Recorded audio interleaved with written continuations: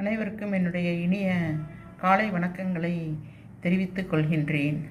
நம்மில் பலரும் நவ கிரகங்களிலேயே மிகவும் பயப்படும் கிரகமாக சனி பகவானை பார்ப்பது உண்டு.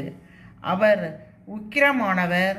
அவர் நம் ராசிக்கு வந்தால் நம் வாழ்வில் சிக்கல் ஏற்படும் போன்ற பய உணர்வுகள் தோன்றுவது உண்டு. ஆனால் அப்படி கிடையாது.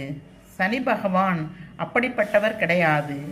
அவரை போன்ற நீதி அரசரை பார்த்திருக்கவும் முடியாது. அவரை போன்ற வள்ளலையும் நாம் காண முடியாது. சனியைப் போல கெடுப்பாரும் இல்லை, சனியைப் போல கொடுப்பாரும் இல்லை என்று